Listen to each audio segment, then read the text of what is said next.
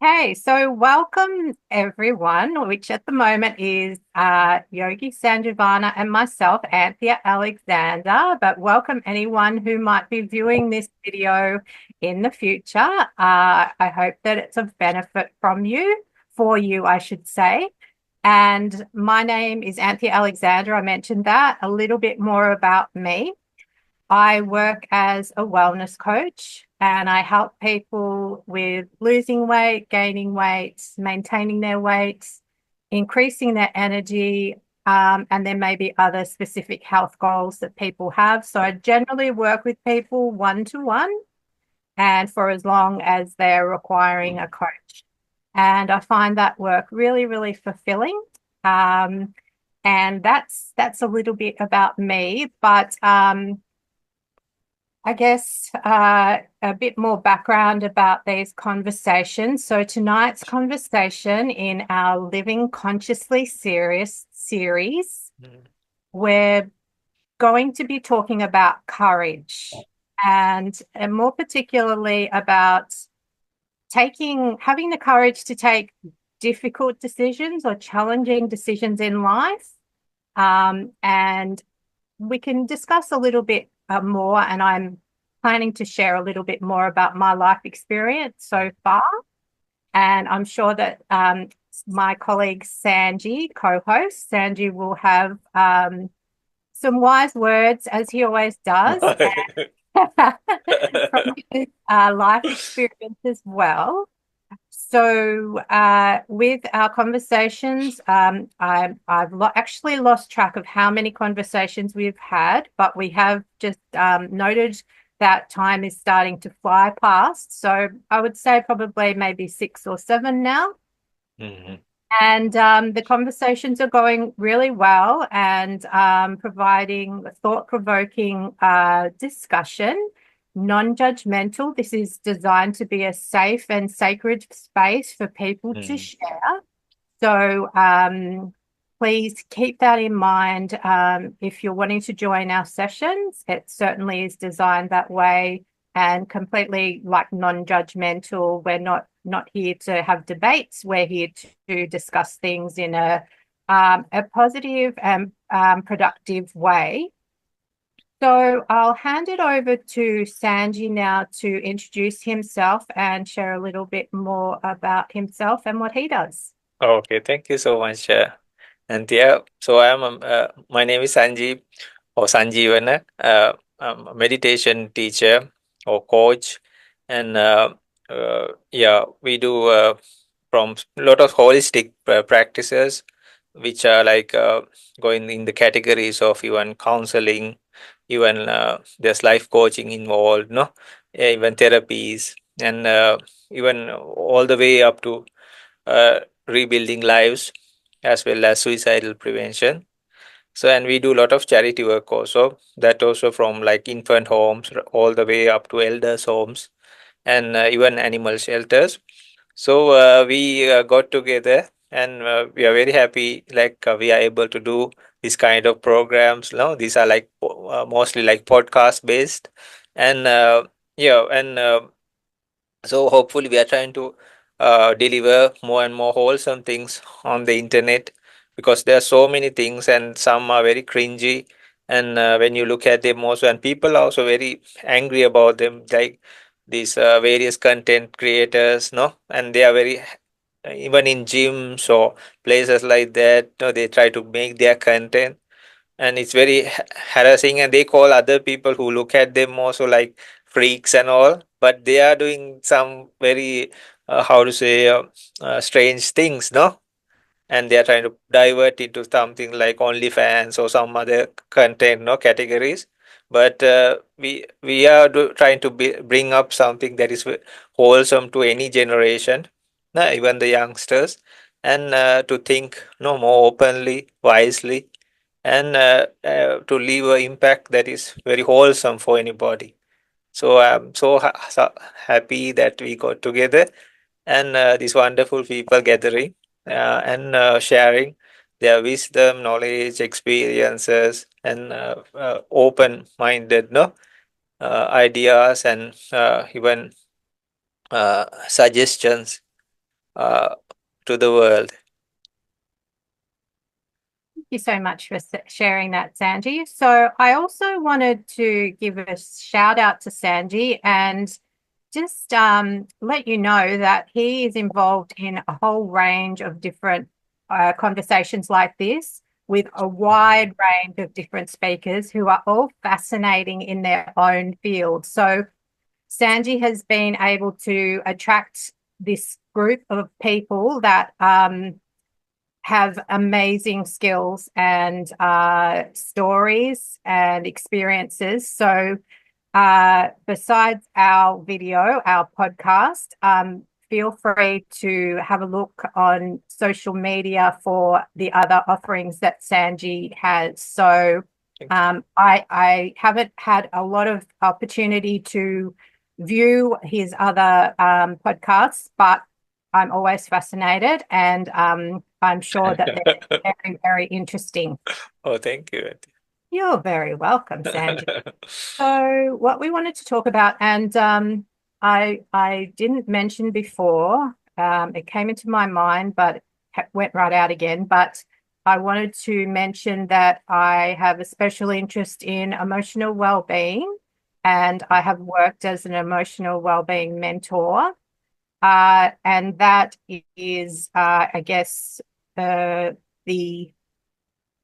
focus, the theme of our living consciously comes from that specialized interest, and also through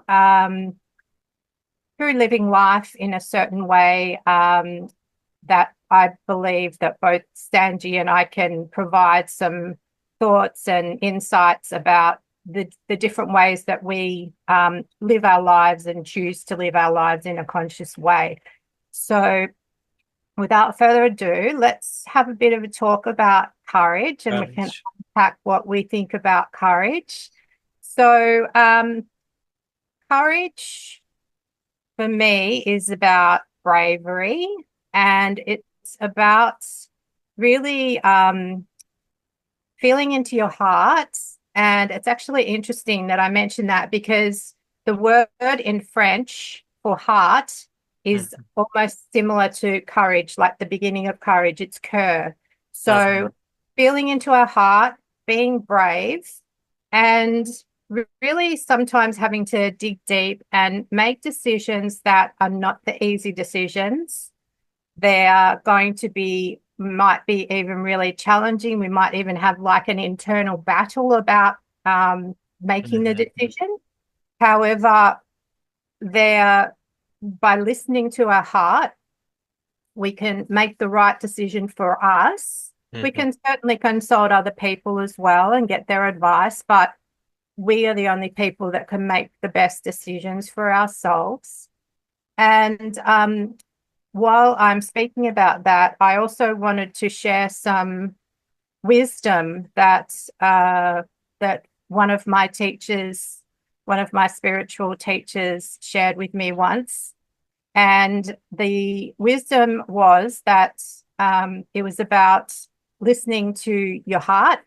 And she basically shared that in certain situations, a lot of people will give you their opinions, but what the best way to make a decision is to look into your own heart, listen to your own heart, and then make the decision. And so once I learned that, that's something that I put into practice throughout my life, and that I, when I remember to, I consciously do that, especially when there are difficult decisions to be made. So I've got a couple of other points there, but what I would love to hear is Sanji's thoughts about courage and about making difficult decisions from his perspective. So over to you, Sanji. Oh, okay. So I think, courage is a basic necessity in life, even for a child to make a step while walking, no? They need even just to go to school, because some children don't like to go, no? So there's a lot of courage involved, and even to face some things in life situations as a child, even to face your fears or even darkness. and then in life, surely. And some people, even to talk about some bad things that happen to their life, there should be a lot of courage. And definitely in spirituality also, it's called virya. Virya means effort, but actually it turns into courage because even we have heard of the concepts of bodhisattvas, right? Like for them, they need so much courage to go on that journey. So they, as like there are purification and perfection stages in their lives. So for them, like material aspects, even family, they have to donate it at some point. These are the initial things, and then afterwards, this is not a religious thing or anything. This is just like what they do. So that's why it says these kind of people are very rare also. So it's not like people label these religions and say, "Oh, I'm this, you are no," and later they fight over it. No, it's crazy. But there are some people, and they go on this journey.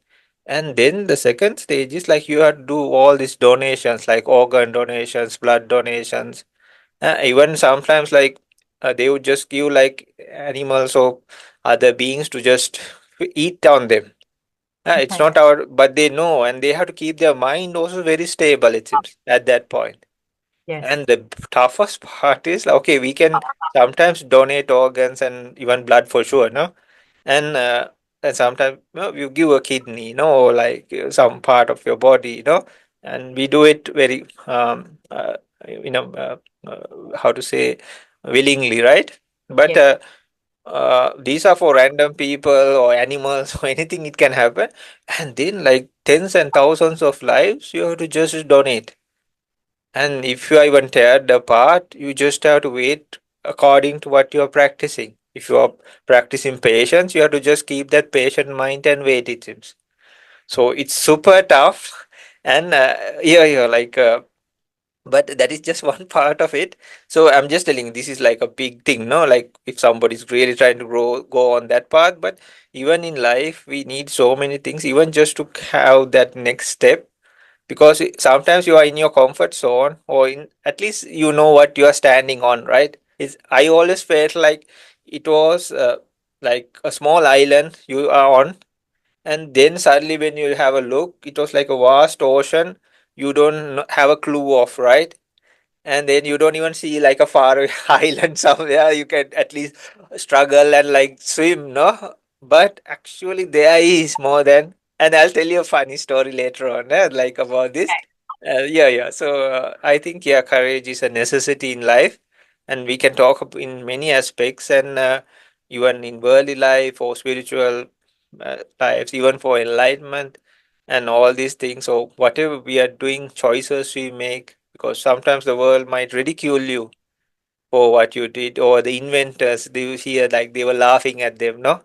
But they had the courage, and then at some point even proved the others were wrong, no? So they had that courage when even to stand alone, while everybody was no on the opposite side, no? Yes. So there are those people. And in very drastic situations also, you see like in history also, some people stand out, and sometimes they had to pay with their lives also, but they stood up in moments that you cannot even imagine. And there are people like on daily basis also, they like firefighters, no, rescuers, they put their life into like danger and try to save people. So that is a lot of courage, right? Yes. Yeah, so many aspects. Yeah, it's a great topic you chose, Anthea. Thank you, Sanji. Yes, and that's making me think about people and I guess there's different types of courage. There's courage that perhaps we're not conscious of. So it might be that we can make courageous decisions and be really brave without even being aware, being conscious of it. Mhm. But then there's, I guess, a different level of being courageous, and that's where you are aware that it's a challenging decision, but you dig deep and you decide that you're going to be courageous. Mhm. And for me, I've found that probably most of my life, it's been fairly.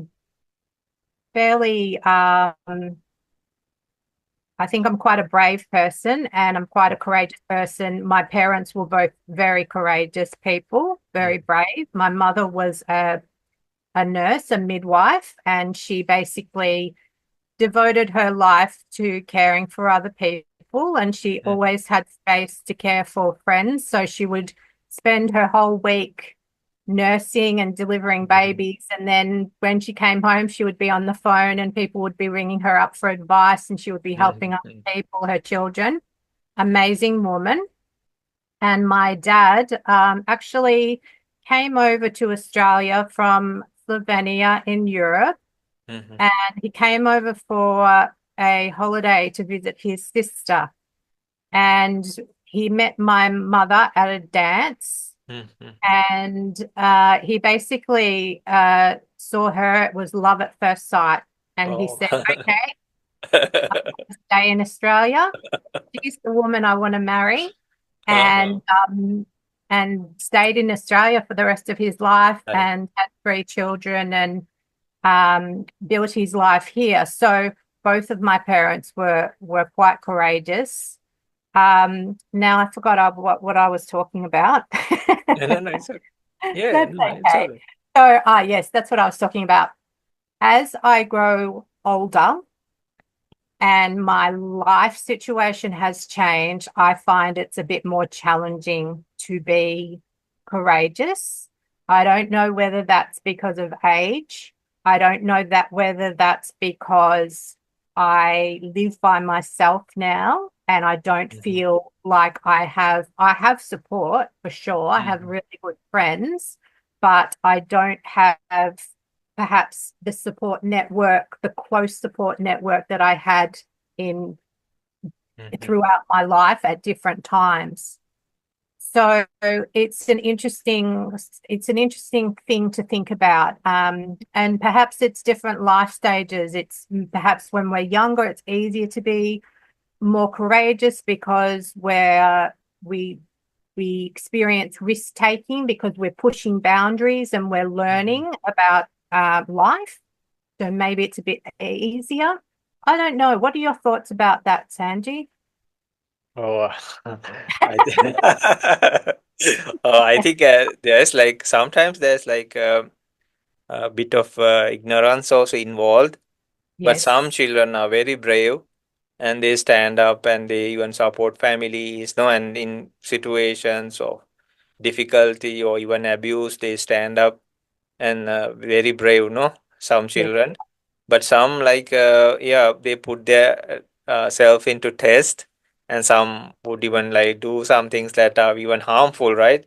So yeah, yeah, I was also, while you were saying this, like I was just thinking, then what is, not that I was like to criticize or anything, what is the border between uh, ignorance as well as courage?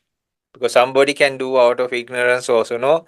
So Yes. what is the line, or where is the line? No, I was just thinking that.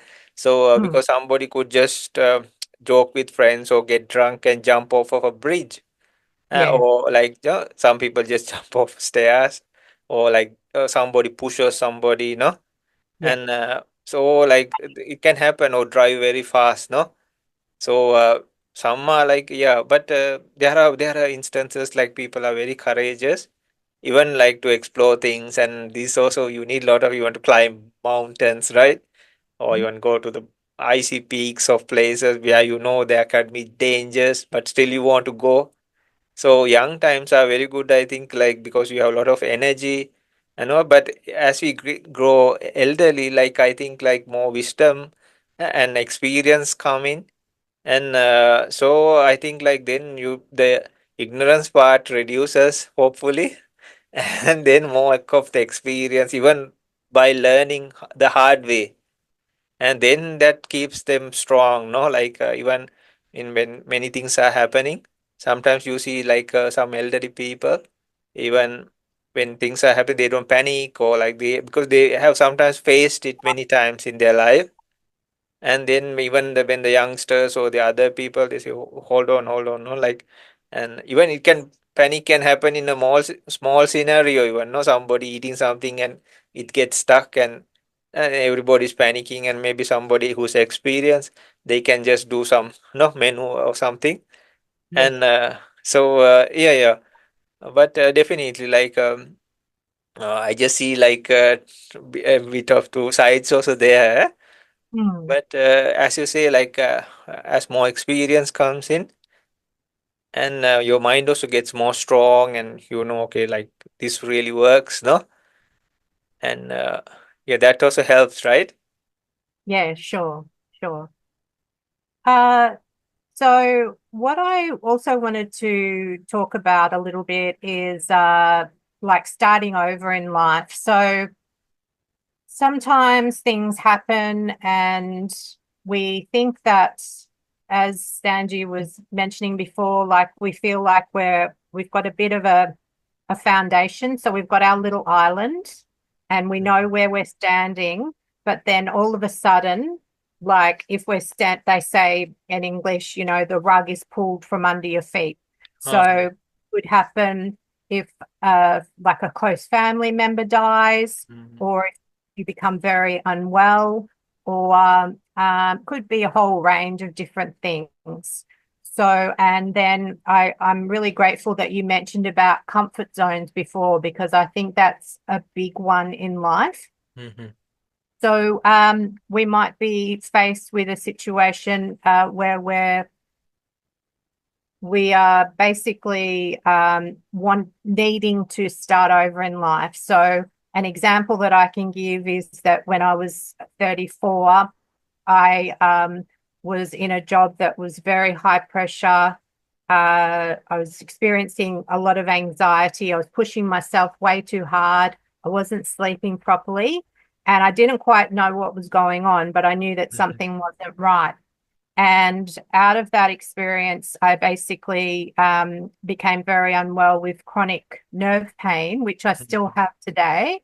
Mhm. Uh, and it really forced me to stop and take stock of my life and think about where I was going and think about, well, do I enjoy this work?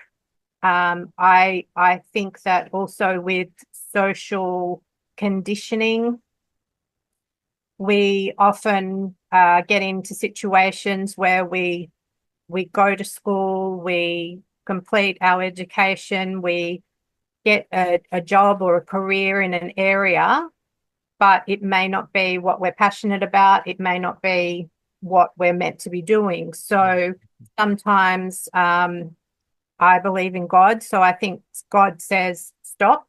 Mhm. I actually want you to take a different path. Mhm. So that's what I felt happened there. And from that position, I really needed to build my life again, because I was dealing with a different version of myself. I was forced to slow down a lot more. And I had saw lots of doctors, and they were trying to work out what was going on for me, and taking medication, having acupuncture. And from that time, I basically needed to slow down the way that I did things and reconsider what I wanted to do in life. Mhm. And it really, yeah, basically took me on a different path. Like if you're going on a crossroads and all of a sudden you're going one direction, and then basically you come to a crossroads and then you take a completely different path. Mhm. So I would love to hear your thoughts about that as well. Yeah, yeah. Usually, like, have to take big decisions in life, no? And we would love to hear some experiences you had also. And I know, like, many things happen. You don't have to go for like specific details, but Sure. whatever, which part you are comfortable with, please, if you like, share with us. So Sure. yeah, the life really like we have to make some decisions at points, and sometimes you have to turn back, no, or U-turns they say, right? So Mhm. and then or you go in some direction, and not that you're doing any wrong or something, but like it's not working, right? So then there are the times you have to think and okay, maybe I backtrack a little bit, no, and see. So yeah, there are times, and there's a nice example also. They say like when pulling a bow and arrow, right? You pull it backwards, no, and but actually the arrow travels forward, no, and not to Right. kill somebody, but not like as example, but you have to backtrack at some points also, no, just to see like, and even in meditation or just for like a rest, they say going for a retreat, right, or a hideout. It's not you're hiding, no, you're just having some time where you recollect and see. Even the militaries, like they sometimes they retreat, but it's not out of fear, right? They for better position maybe, or like just for to how to say like even to save lives also of theirs sometimes, and the or the damages that are done. So likewise. In a normal scenario, like sometimes we have to go back, and that also takes courage, because you have to drop your ego sometimes, and you have to you have to be have courage to say, okay, I was wrong, right? Because sometimes we are in denial, no, or even more shameful to even accept or say, we think like we'll make a fool of ourselves, right? Even like, oh, I made a mistake here, no, and I was wrong. No, even that takes a lot of courage, no, because some people really cannot or are not ready, even, right? Yeah, yeah. Even, yeah, life, yeah, and we should see like what we really actually need in life than wants, even, no? And Right. and usually, but the thing is, we understand this maybe halfway or even further, no? First we don't. It's like we are after our wants usually, not actually the needs, no, but later, oh, where am I running, no, what is really happening, or why am I also running because others are running. Sometimes they also don't know, no, maybe our parents are running and their parents are running in any direction, no, maybe it was anger based or greed based or like even just work environment. So, but then you stop suddenly and see like, what is why would I need to run, no? Then it also takes a lot of courage, no? Sometimes going in that same direction seems very easier, and then sometimes you're ridiculed for your decisions, no? Even from your parents, maybe your relatives, and that's also really tough, right?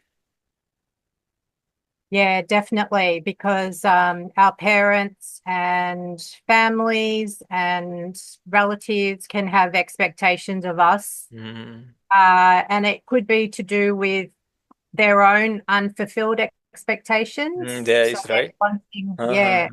yeah, sort of projecting that onto us and wanting us to achieve what they perhaps weren't able to.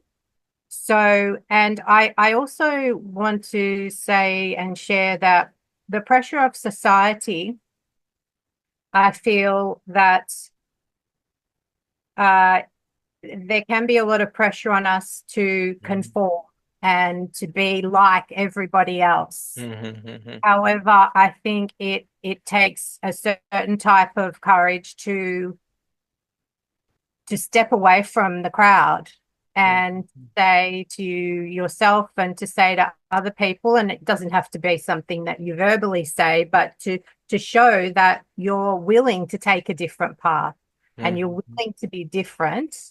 And I think even as I grow older, I appreciate how important it is to be yourself, mhm, because sometimes we don't want to really be ourselves because we fear that we might be rejected.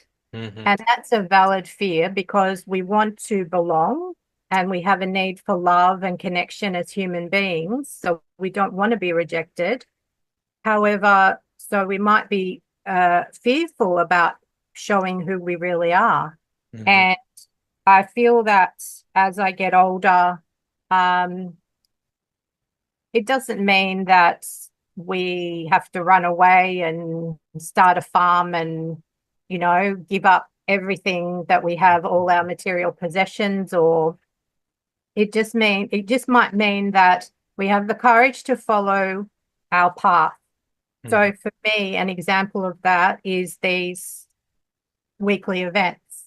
And I've recently started a little bit before we started these events. So maybe 10 weeks ago, 12 weeks ago, hosting meditation sessions on a Monday evening, which anybody is welcome to join. It's a free online session.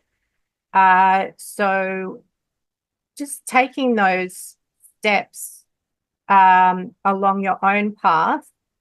And I believe we all have passions. We might forget what they are. I think as children, we are really aware of what they are because we have a different, we're not so worried about what people think of us. So we sing and we dance and we play and we have fun and all those sorts of things. Whereas as we get older, we might forget what it is that makes us joyful and happy. So it's really, really important to connect and spend time doing those things that really do provide us with joy and that are part of our purpose. So I'd love to hear your thoughts about that as well, Sanji. Yeah, according to like different lives, different stages, we trying to adapt to those scenarios, right? As teenagers, so we want to be like the most popular kid, or any gender, no? And then even as a young adults, then you see like maybe nice car, job, no? And you start planning your future, but in the most elegant way, no? But it's all right, no? So, but later you understand like everything is not like that, and those people also had to put lot of effort in some good way or another just to get there. And we see like the highest places, no? That are seen. And yeah, so later we understand like and it's not about reaching those, because some people who reach those places also sometimes they are not happy or they get divorced, no? They had the best partners or best scenarios, no, like situations, but sometimes one of them cheats, and then or and some people even leave a whole family behind, no, like children who did not do anything, no, and they are not satisfied, right? Or they had like they didn't fit, or like the understanding was not there, or they had too much work. So there is always something like I'm not trying to be negative here. There is, you cannot just have the good in life, no. There is always something, the opposite side also. In some places and traditions, it says like this is a vehicle of eight-wheeler vehicle. When you have happiness, there's somewhere some sadness also. Uh, and when you have a lot of people around, there are times you become totally alone even. Uh, and then you can be praised, but sometimes the same people will like blame you. And then you can gain, and then you can have losses. So these are the eight-wheelers. So one of these good stuff are in one side of the vehicle, not both sides, right? And the other lineup is in the like the other. There are eight-wheeler vehicles, right? And then if you just have four, it won't move an inch, right? So you have to have all eight together. So it's called Attaloka Dhamma, like worldly Dhammas, and there are eight mentioned from ancient times, and they rotate together actually. So it's called like the vehicle we are traveling in this life's journey, and it's a eight-wheeler. So what to do, right? So yeah, and later at some point we understand what in the modern generation what I saw, because you could be easily labelized, no, before in past times as a freak, or like somebody odd, or they say hippie, or no, or like they are like the gypsies, they say, no, like they condemn, and sometimes like it's like they outcast them, right? But in modern Right. culture, in a way, you see a lot of weird things happening. But Yes. I see like there's another good thing about it. Like people are seeking so many gender roles and identification. So in a modest way, somebody wants to be themselves. That also can happen actually. with all this chaos and people arguing with this and identifications, and I was so like uh, they didn't identify me properly. There are so many things happening now, and Yeah. I was disrespected, they say, but there are so very humble people. They are not trying to force it on others, but they really want to know like what they really want, right, in life. Yeah. And otherwise they were thought as like there's some psychiatric problem with this person, or they were like, oh, the family would like push them away, like you are ashamed to us, no. But Yes. with this independence as well as like the identification, even even introvert people or people who would be just left alone, they also have like a place. So it's in a way it's kind of like good within midst of all this chaos that is happening also, right? In the modern era, no? Those days maybe you will have to end up in asylum or someplace because you were different, right? Or That's in right. before, I think middle midday, just like maybe you would be called as a witch or somebody, male or female, and Yeah. maybe you will have to pay with big time, right? If you were Yeah. They different. burned you. They Uh, burned you at the yeah, stake. yeah, I know, in the stake, right? So because there's some small difference, right? But now there are people like doing many things. So if you want to live in the forest or like hug a tree and like be there, also people would say, "Oh, okay, like that is this person." No, it's also a possibility now. That is fascinating. And yeah, so it is a positive side of all the different diversity Mhm, that the current, the modern world holds. And it's another example of people being courageous, isn't it? Really stepping mhm, up. And despite the fact that in the past, for their ancestors, it might have meant that they were locked up or killed. mhm, Uh, People have the courage to stand up now and say, "This is who I am." mhm, And at the end of the day, we're all human beings, mhm, and there's no such thing as normal. We're all a mixture of so many different mhm, qualities and skills and mhm, experience and emotions. And it's really, I think, for me, the most important thing is to treat people kindly and listen to their stories and be empathetic, as long as people are respectful. And, don't try and force anything onto other people or harm them in any way or offend them. Yeah, I think everybody's got a right to be who they truly are. Mm, mhm, yeah.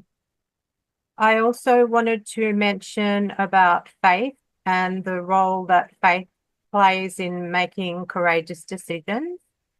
And I wanted to share an example in my life. I've had a few examples where I've come to, a place where it's been like, we were talking, I think, just before the call about what direction we were going to go in. And sometimes you might come to the edge of a cliff mhm, and you have nowhere else to go. You can't backtrack. Well, we've talked about backtracking or retreating, but in this situation, we have to jump off.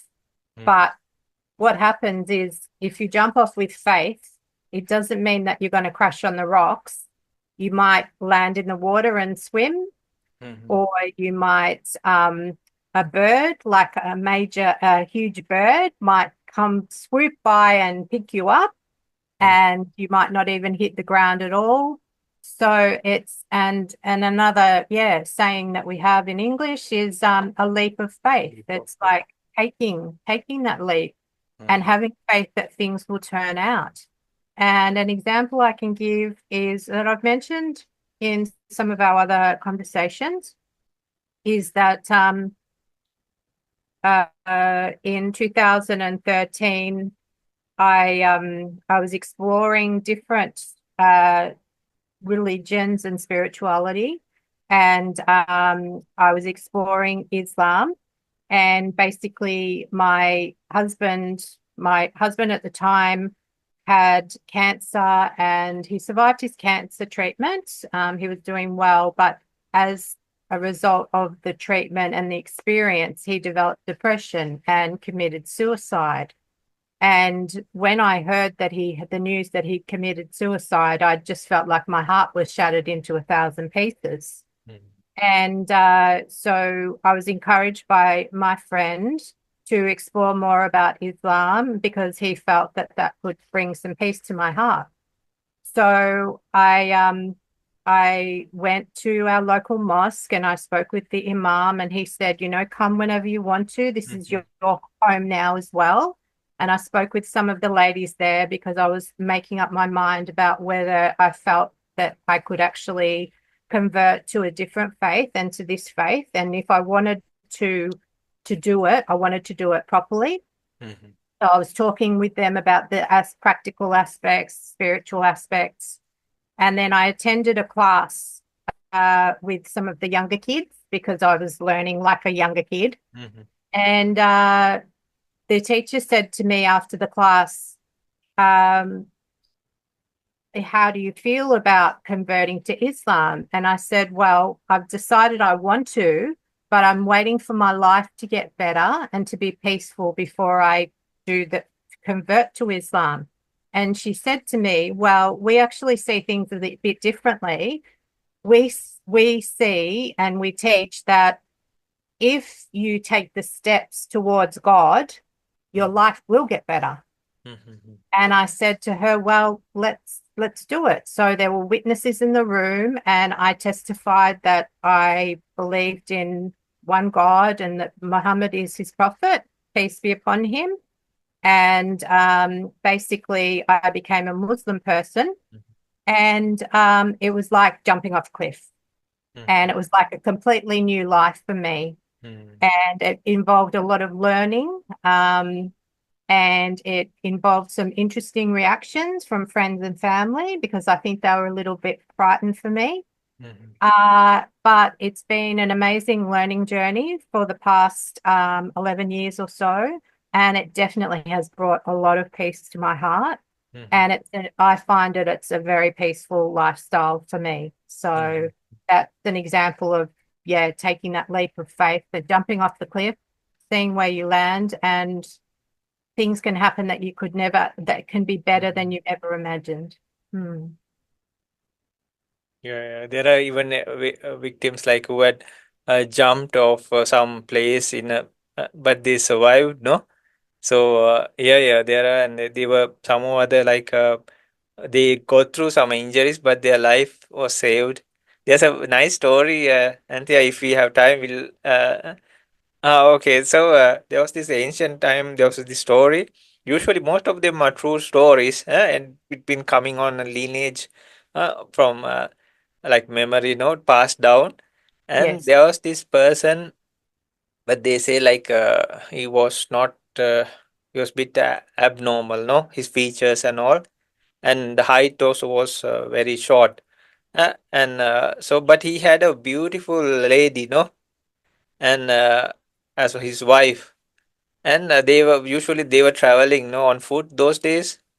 So but on the way, they met how to say uh, a man, and he was really interested in his wife, and he Mm. wanted to get her, sorry. And so he wanted to trick this person, and he joined as a friend, and he was going on, and they shared the food and everything. I don't know whether the wife was interested or anything, but it says like in at some point they had to cross a river, and since he was not very tall, uh, this guy said, "Okay, I'll carry your wife to the opposite shore."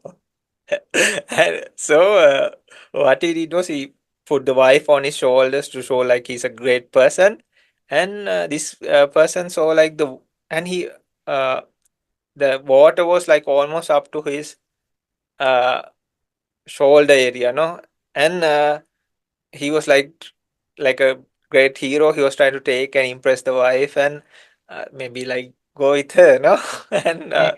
So this guy, like seeing this, he thought, my goodness, this is a tall guy. And then if the water is like here, uh, then for me, there's no chance, no, and definitely not taking my wife on my shoulders, right? But then he saw like little by little, like when they went far, like this guy was like kind of like standing up, no? Uh, sorry. Before that, he understood like this guy was like going to go away with his wife, right? And then he was like so into it, like he thought, okay, whatever, even if I drown, I just jump to the because he was caring for his wife, no? And he jumped and he took that leap of faith, like thing, no, with courage, and because he thought he'll drown, no? And then the water was very shallow, it seems. And this guy, the guy who was taking his wife, had pretended he was kneeling down and Oh. showing like so then like he also went following these people and then like caught them and said like, what are you doing, and you are trying to snatch my wife. And it says like they met some village head, and he really told the story, and the village head was like wise and he understood, and he gave back the rightful owner, his wife or like husband, no, and explain, maybe like cleared things out. And so likewise this story is used as a example also. Sometimes we think this is like very deep, and even for very valuable things in our life we think it's not reachable, no? But if you make that leap of faith, you understand that it's not so deep as we thought.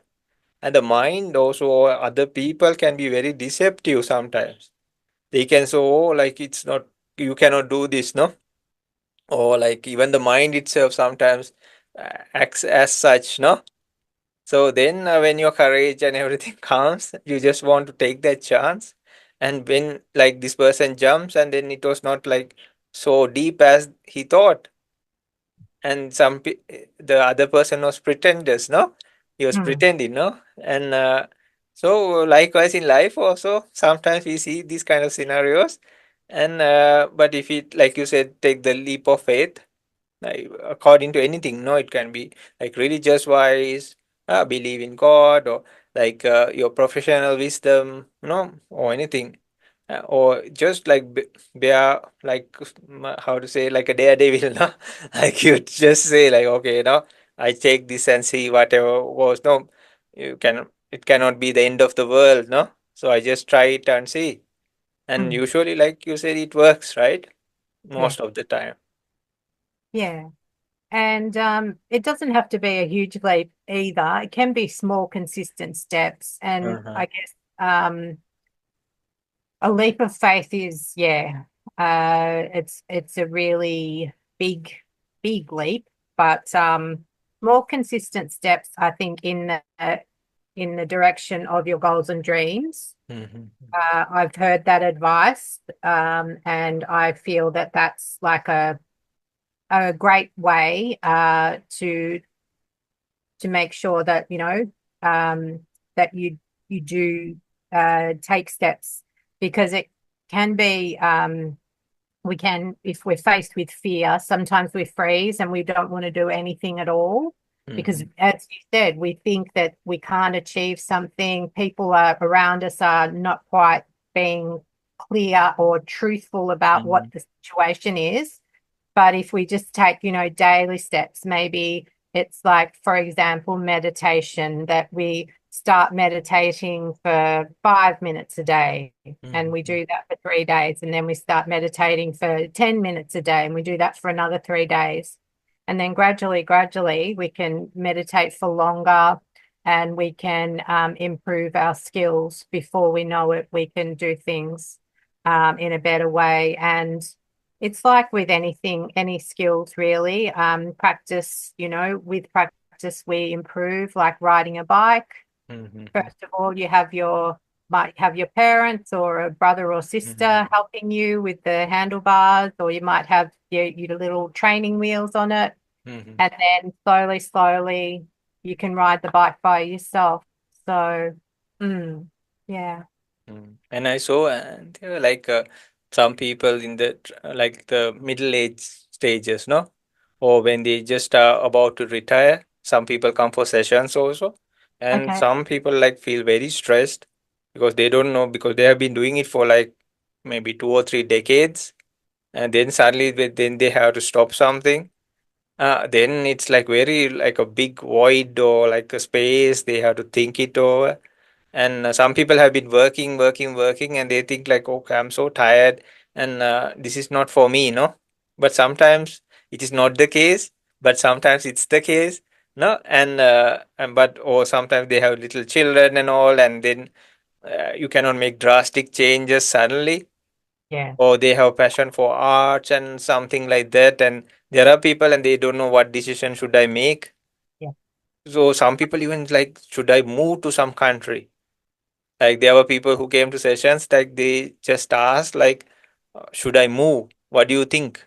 So you asking somebody to make that decision for you, because that decision seem, because in a way or sometimes in relationships and places, or even parent children or the so relationship, right? So we don't want to make that decision. They ask like, what do you think? And then we say like, if it's something even little difficult, you are the one who told me, no. That's So right. it Yeah. happens, right? And then, Yeah. Oh, or you ask your partner, what do you think? Should we do this or like that? Then you are the one who encourage, or you are the one, you have already always somebody to blame, right? yeah. But even to make that decision also and take acceptance of it, or accountability also, that is also courage, right? Yes. Yeah. And there are many people like that also I have met in crucial times, or in like the poverty. Like there's a big transition period in, like some even call it midlife crisis. Right. In even in ladies they call, no, menopause is, what is that term they use? Like Pause. menopause. Sorry, no. Yeah. Yeah. So that is a big transition period, no, in the ladies also. And even Yes. for gents, like I have met even within our friends who we discuss, and they were doing for something for many years, like decades of things. Then they suddenly stop, and it was like bit clueless, like what should I do now? Yeah.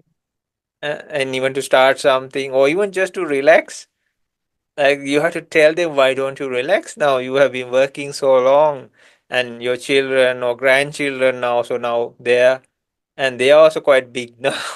So why do you have to just keep this one-way train going, no? Yeah. Yeah. Yeah, why not you take a break or have a rest, go on holiday?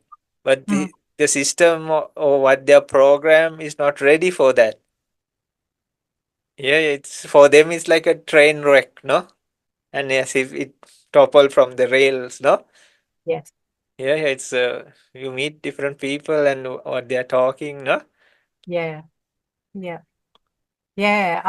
I've heard lots of stories of particularly men who, yeah, have worked very, very hard all their Mhm. lives. And then basically when they stop working, they don't know what to do with themselves. And Mhm. sometimes they don't live for much longer because they don't feel perhaps that they've got a purpose anymore. Mhm. Mhm. So yeah, it's very fascinating. And yeah, yeah, really, really fascinating. So thank you for sharing your experience and wisdom around that area. And yeah, as you said, it's not just men, it affects women as well. And very much so, very big, big changes for menopause because and that's something that I'm learning about Mhm. at my in my life. And also that women, their role in the community and families is very much to take care of other people. And I'm not saying that men don't take care of other Mhm. people, because a lot of men do, but they do it in different ways. But women sort of nurture and make sure people's needs are met, their emotions are looked after. And then I think when they get to menopause, it's like, again, like a leap of faith because your hormones change completely. Mm-hmm. and your thinking changes, and then you might have physical symptoms as well. And it's like, well, you're asking yourself, who am I? What's my purpose now? Um, I can't physically bear children, but what is my purpose for the rest of my life? Which may be, it could be another 40 years. So, Mm-hmm. it's a long time. So they're big questions and sort of existential questions, which is getting a little bit away from our courage. But I think it really takes courage just to Yeah, be a no, human me too. being and to live every day. Uh-huh. Yeah, yeah, yeah. And especially the acceptance. So usually I'm just curious, because you are a lady, and how do ladies cope up with this? How do they cope? Well, I'm learning. I'm quite familiar with how I've coped with it. I turned to my friends. So I Mm-hmm. talked to my friends and basically said, I'm feeling this, I'm feeling this, I've got headaches, I'm tired, I can't I can't concentrate very well. And my friends basically said, yep, that's normal. That's all part of menopause. And I've consulted my doctor about it. Mm-hmm. And I've also talked with other people about it because there's mental health aspects to it as well. Mm-hmm. So I think that for me, the biggest part of it has been support from other women saying that what I'm feeling is normal, Mm-hmm. doesn't feel normal, but it's normal in and part of the range of our bodies changing. So, Mm-hmm. and I also encourage other women that who are going through menopause that although it feels very unfamiliar, that it's like a rite of passage. It's like when when we're perhaps 13 or 14 and we become sexually mature and then we can actually start, reproducing, having Mm-hmm. children, and then other rites of passage as well. So when a sort of a man steps into his manhood, and yeah, so it's actually a very special time, and I also see it as a gift because I feel it's filled with wisdom, Mm-hmm. and it's for me, it's cleared a lot of space and it's allowed me to reflect and think about, well, what do I want for Anthea now? Not for Mm-hmm. my husband, not for my parents, Mm-hmm. not for my, other people, and not for my employer, for me. So Mm-hmm. it's actually quite a powerful time as far as I'm concerned as Mm. well. Mm. Yeah, I also see like people take different approaches, no?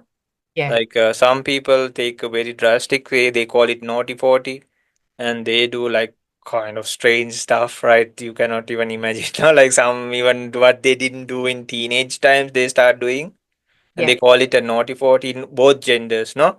And yeah. they go partying, clubbing, and then Mm. you see like some people like even breaking up their family because they think they had enough, or they Yeah, sacrificed so much, and then now they need a break since their children maybe 18 or something, or adults now. And then there was another scenario like this is also a true incident. Like sometimes the ladies go through some surgery, no, yes, according to their womb area and all, and that's then right. the interest of like physical intimacy and all reduce. No, it happens, right? Maybe the Yes, hormone factor also, and some people for some reason they have to remove the whole womb itself. yes, And I saw like one person, like we didn't know, like we were there, and this person was like really devastated.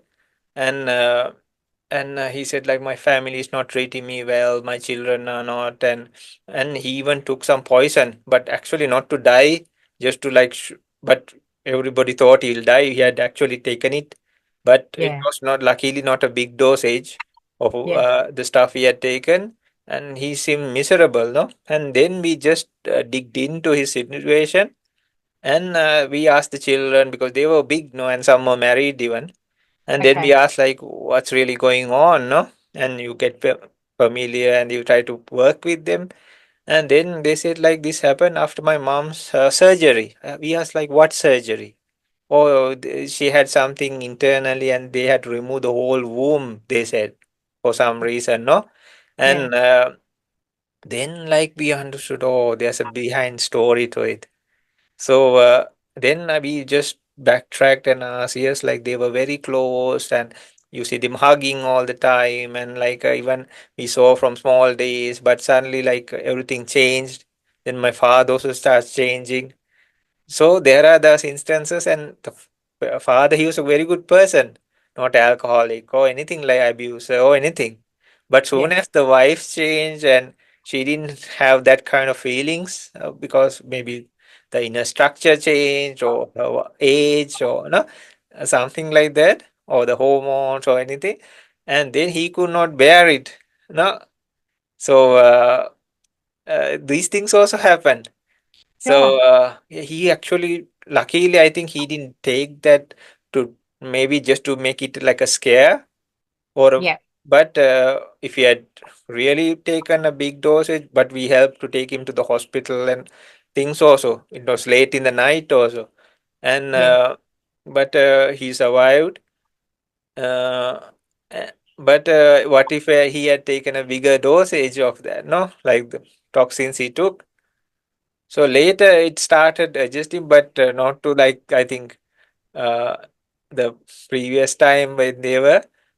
But it has to be from both sides also, right? If Yeah. there was a flow as such, then they all both have to get together and discuss or go to a council or some place or no. And okay, now this is the situation, no? Because Yeah. sometimes people just reject for some reason, and then the other person just goes nuts, right? Because they don't Yeah. know what why suddenly what happened, no? And Yeah, that's right. so Yeah. it's kind of like very tricky, right? Yeah, especially if like they were very, very intimate physically, and then Mm, all of a sudden the wife is just saying, "No, I don't want you to even touch me." That mm-hmm, would be really, really hard on the husband, mm-hmm, and he wouldn't understand why she was saying that. And there could mm-hmm, be psychological things, it could be mental health issues. mm-hmm, She might feel that she's not attractive anymore because she's mm-hmm. older and because she can't have children. So So many many issues. things, no? Yeah, so I think in those circumstances, communication is really important. And Mm, as you said, getting together and that it goes back to what I was talking about a bit earlier, starting over in life. So you're at a new mm-hmm, situation. So that couple might have been married for 30 years. mm-hmm, And so they can't remember being without each other. And then all of a sudden, it's like they've met again and they mm-hmm, have to get to know each other again and start all mm-hmm. over again with their relationship. Mm. But some people like get really religious sometimes, and then the other partner like becomes. And there are some people even who contact me, and they say like these are young people, and like I want to be like fully meditating, and but he's a young person. This is a male, and but the wife is not like that, no. So I had to tell him like when you guys got married, like there was not a time like you had written or somewhere like after 5 years I become like a hermit, no. Mm. So you will have to work with that and slowly because you have a young child who's like a small baby, no, and the wife has no clue like what you want, no. Yeah. So and then he is like so for some reason like he wants to go really holistic and do meditation or even brahmacharya practices and all like celibacy practices.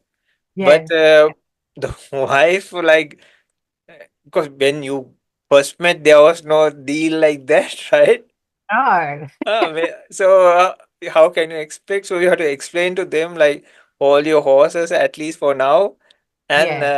because it's not reasonable, no, because you didn't say this at first, no, or when Yeah. you were marrying you didn't sign up like okay 5 years we do like a couple and then after that I go like a hermit or something, right? Yeah. Yeah. So yeah, there are many scenarios, different situations, Yeah. and when you hear people's stories and all like. so many ways, and no, they are not bad people even. They are not flirting around or uh, No. yeah, yeah. Hmm. Yeah. Fascinating. Really, really fascinating. Uh-huh. Thank you for Some sharing. people can go through dramatic situations in life, traumas and all, then the partner changes sometimes, no? And Yeah. then people have to adapt in a big way, the other partner or the family, say Yes, when some even accident, right? that's right. And Accident. they go through a lot of shock and then suddenly they change suddenly. But some people still stick around. I remember there was one person and his wife, uh, oh, actually, they didn't say she had a psychological disorder, and they they covered it up and uh, arranged marriage, no? Okay. But this guy was like good in a way. He didn't leave after knowing, was he could have. Yeah. At that time, he didn't have they didn't have children or anything. Okay. But in a way, it became like a disaster also because he started drinking. Oh, Yeah, but he stood there, yeah. and but it affected the children and all. So, Hmm. but he didn't leave. He had like a lot of wealth and everything. He could have easily got married again, just a divorce settlement or something. And Yes. but he stood there. But I think they suffered because of that also. Yeah. Yeah. Wow. What a conversation we've had today. Yeah, no, different depths of things, right? Different depth Uh, of things. but these Yeah. are real life scenarios. Some people don't like to talk or like even bring it up. But I think Yeah. more they bring it out, the better, no? I totally agree, Sanji. And as we said, there's no right or wrong. It's about how people cope and situations that they deal with and different life situations or accidents or, we all deal with different things in different ways. And it's about listening and, you are able to give great advice and show empathy and compassion to the people that come to you. And that's certainly what I try and do for people that come to me as well. Mhm. I always try and listen to people and help to guide them to make their own decisions. Yeah, Mhm. that are best for their own lives and their own situations. Hmm. Well, on that note, shall we finish Yeah, our no, okay, today, no? like I feel like we could keep talking and talking, but Uh-huh. we've got next week and the week after and the Sure. week after. So we can continue to discuss these fascinating things. So I wanted to say thank you. I'm very grateful for your time and your experience and your wisdom. And if anybody wants to contact myself or Sanji directly, you're welcome to do so on social media. And if there's a way that we can help you, I'm sure that we can outline that for you and potentially help you with our skills and our areas of expertise. Other than that, I wish you a wonderful rest of the day, and I look forward to seeing you again next week, but speaking with you again soon. Sure. Okay. Thank you so much, Anthea, and thank you, everybody. And hope Thank you you. all have a wonderful day and times ahead. Yes. All right. See Okay. you soon.